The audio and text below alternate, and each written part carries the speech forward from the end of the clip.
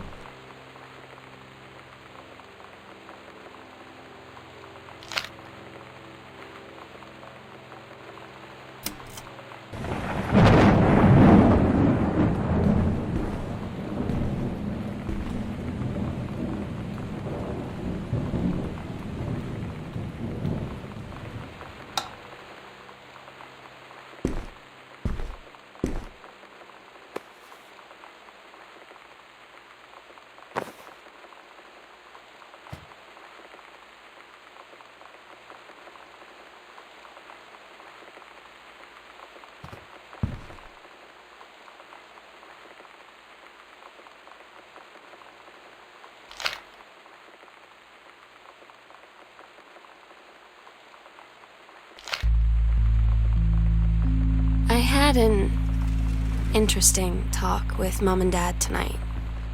One you were never gonna need to have. I mean, you've known, right? I've known. I've known since, like, She-Ra. Mom and Dad didn't, I guess. But they saw the zine and the stuff on the locker, and they were like, is there something we should know about you and Lonnie? And so here's the thing. I was prepared for them to be mad, or disappointed, or start crying, or something. But they were just in denial. You're too young to know what you want. You and Lonnie are just good friends. You just haven't met the right boy. It's a phase. That's what I didn't see coming. That they wouldn't even respect me enough to believe me. Well, joke's on them, 'cause they're in for one very long phase.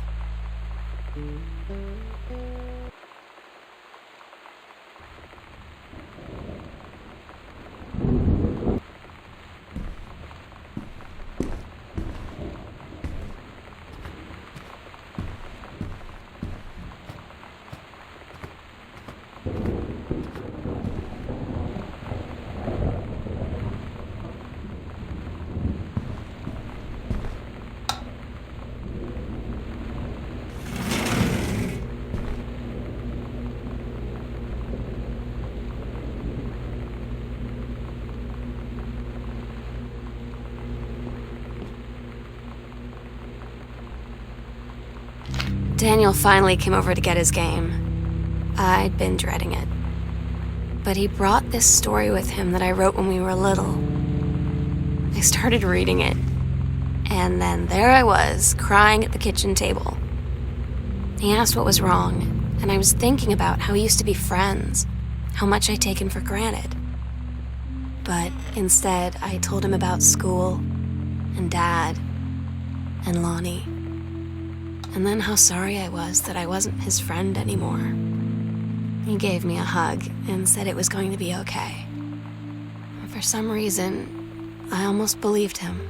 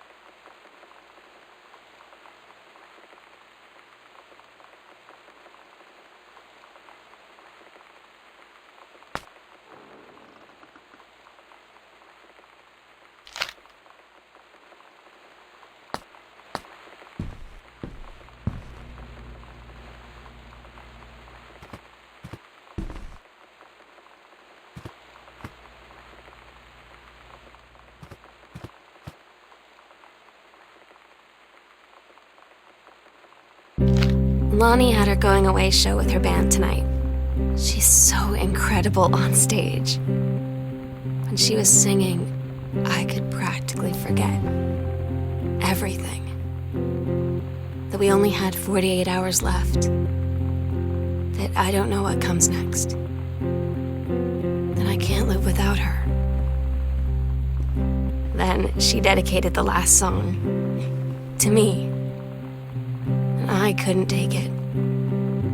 I was out on the curb in the alley, sobbing till my ribs hurt. I would follow her anywhere, Katie. But I can't. Where she's going. After a long time, she found me. She said she was sorry. She said, I wish things could be different. I just wanted to make you happy. I said, I don't think you can anymore.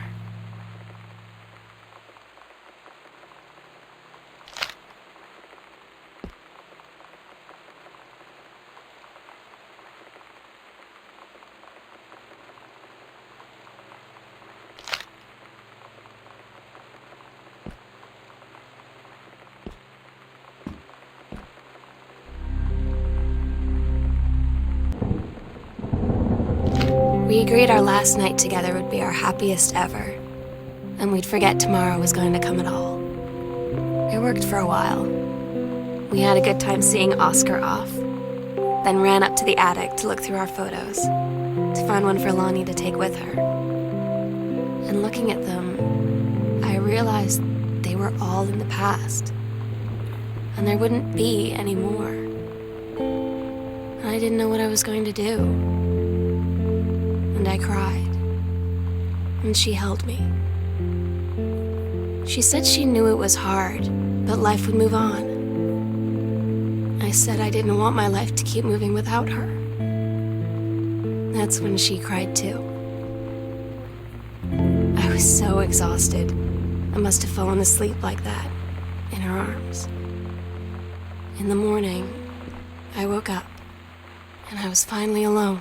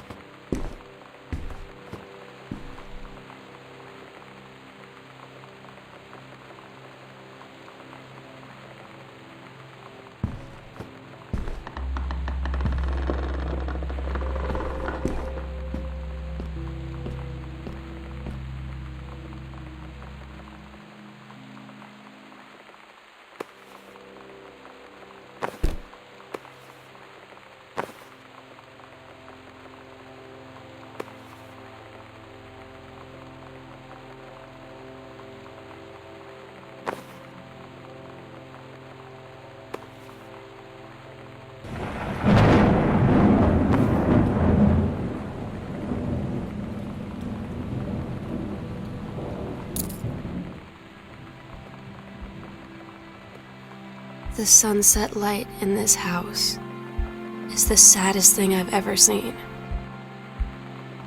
I just want to sleep. When I'm in the attic, it almost feels like Lonnie could still be here. She's just downstairs. I'm just waiting to hear her pull down the hatch and come running up. Maybe I'll go up to the attic and wait.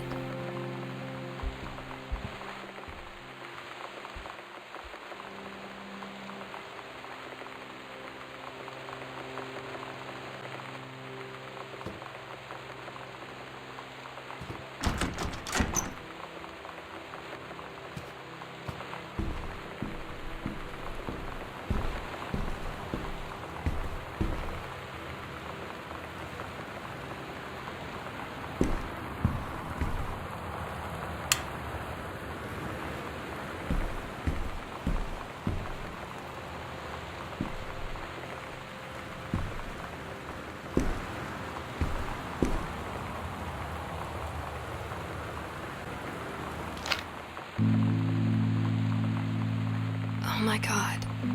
Katie, I fell asleep in the attic, in Lonnie and my old spot, and I missed the first 2 calls. I just barely caught the third one before the machine got it. And it was Lonnie, on a payphone. She'd been on the bus to Basic, and she said she couldn't think of anything but me and us, and that she couldn't go through with it, with the Army and being apart and all of it. And so she got off the bus in Salem. She said, "Sam, I want you to pack up everything you can and get in your car and come find me.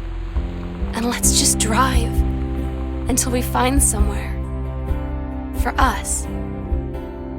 And she asked me if I could do that.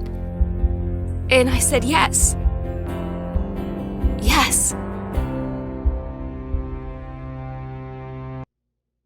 Katie, I'm so sorry that I can't be there to see you in person, that I can't tell you all this myself.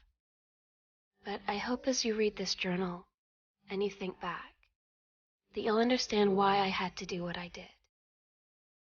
And that you won't be sad, and you won't hate me, and you'll just know that I am where I need to be. I love you so much, Katie. I'll see you again someday. Love,